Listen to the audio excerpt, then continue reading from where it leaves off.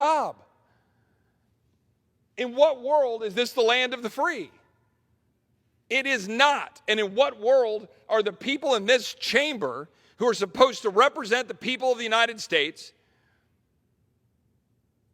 how are they doing their job in the Article 1 branch of our federal government if they're not standing up for those people? Those people who are going about their life, making a decision in their interest. And by the way, as if this matters to me a whole lot, that even the experts, so-called, heading up our national health agencies and organizations, acknowledge that if you're vaccinated, you still spread the dadgum virus. It literally makes no sense. We're killing people. We're restraining and restricting therapeutics that can actually help people. We belittle people who are working in consultation with doctors to find ways to solve the problem if they happen to get the virus, whether they've been vaccinated or not, by the way. And we're mandating people get the vaccination irrespective of whether they had the virus and have natural immunity. And for months I've been hearing about, oh, they laugh off natural immunity. And now suddenly you start to hear, oh, bow down to the altar of all things Dr. Fauci, that he suddenly said, oh, yeah, natural immunity, that's kind of a real thing.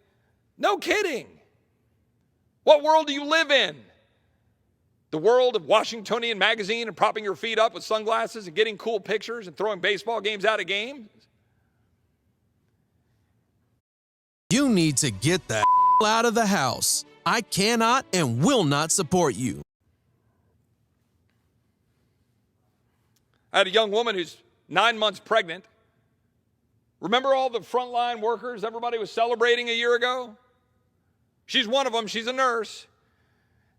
I saw all these people standing up at games, people in this chamber a year ago. I had a young woman who's 9 months pregnant. Remember all the frontline workers everybody was celebrating a year ago? She's one of them. She's a nurse.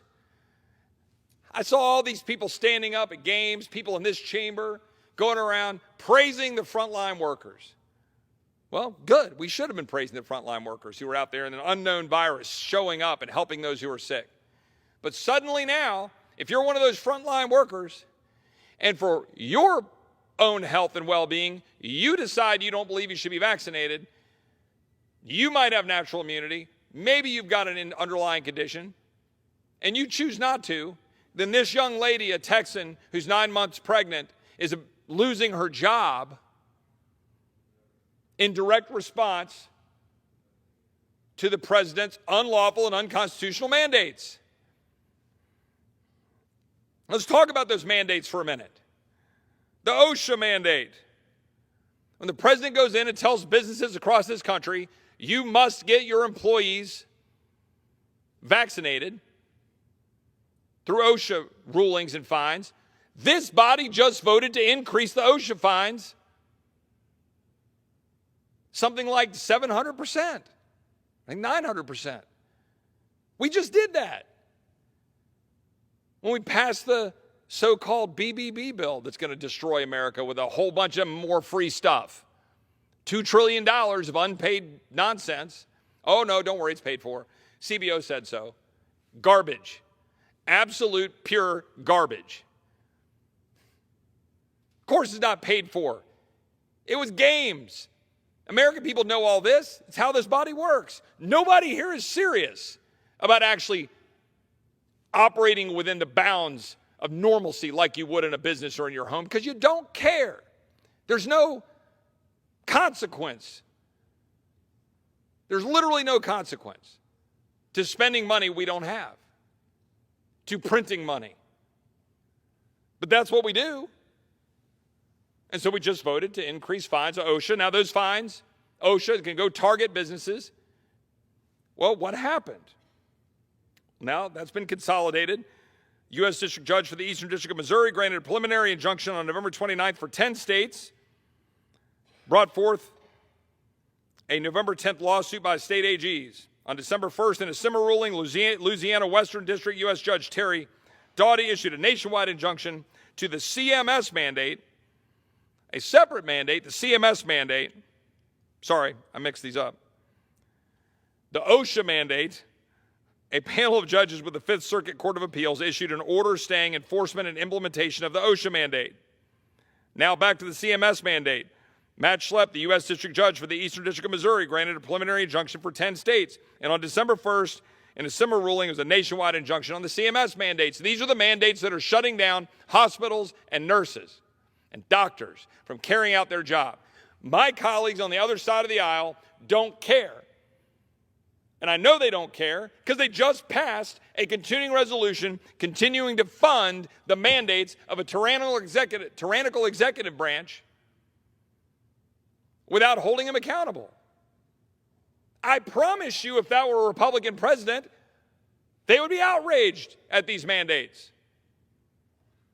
But my colleagues on this side of the aisle think voting no and walking out to go to dinner is perfectly fine. Because that's what's going on here. They're not over in the Senate backing up Mike Lee, and they're not here talking. Federal workers mandate, federal contractors mandate. November 30th, U.S. District Judge Gregory Van Tatenhove of the Eastern District of Kentucky issued a preliminary injunction halting the government's enforcement of the federal contractor vaccine mandate, which, by the way, is the mandate that's impacting universities, which is causing my friend with MS to possibly or probably lose her teaching job. Veterans, active duty military, frontline health workers, university teachers, professors, visiting professors, people across this country in private business. Now, hopefully the courts will strike this down. But since when is it the job of the Article I Congress to punt to the courts and say, well, I hope you do it? Do we care about the power of the purse?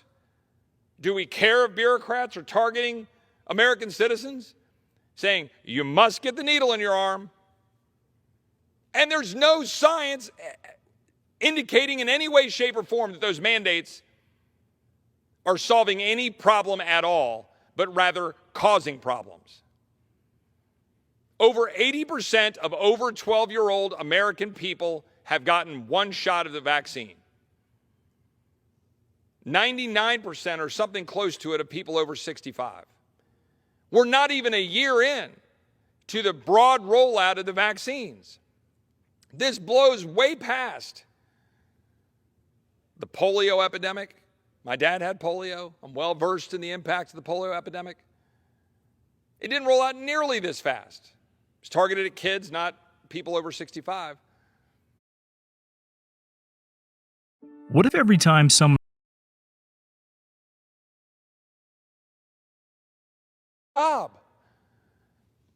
In what world is this the land of the free?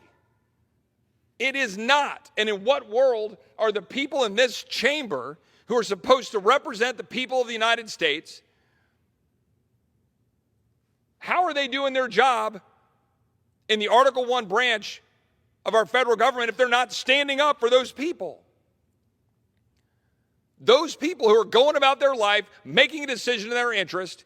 And by the way, as if this matters to me a whole lot, that even the experts, so-called, heading up our national health agencies and organizations, acknowledge that if you're vaccinated, you still spread the dadgum virus.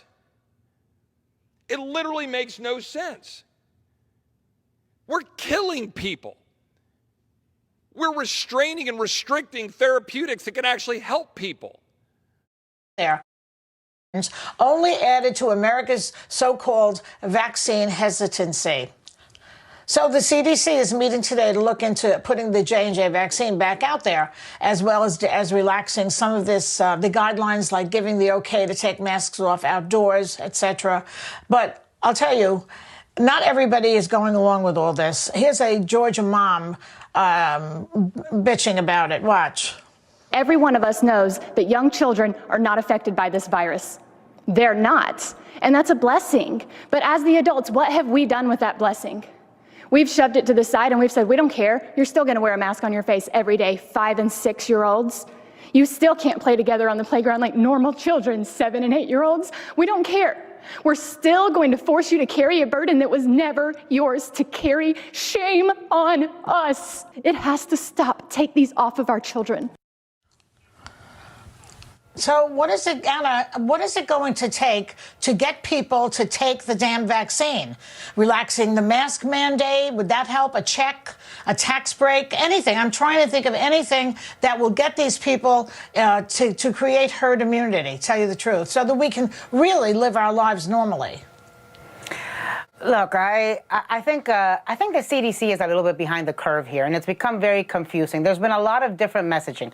Like here where I am in Miami, it feels like the CDC has a set of standards. The state has its own set of standards. The county where I live has its own set of standards. And then I go to the supermarket or to the store, and it's another set of standards. And at the end of the day, people are pretty much doing as they wish, right? And so this idea that you go through taking the vaccine, you get your appointment, you get the 2 shots, and then everything stays the same, I think is frustrating for people. It'll be a great incentive for folks if we feel that getting the vaccine will mean things will change and that we can see our friends and our family and we can take off the masks, especially outdoors. You know, if we're all vaccinated, we got to give people something to aspire to. As far as vaccine hesitancy, look, I think all of us who've gotten the vaccine have got to use our platforms, use our voices and say, I feel great.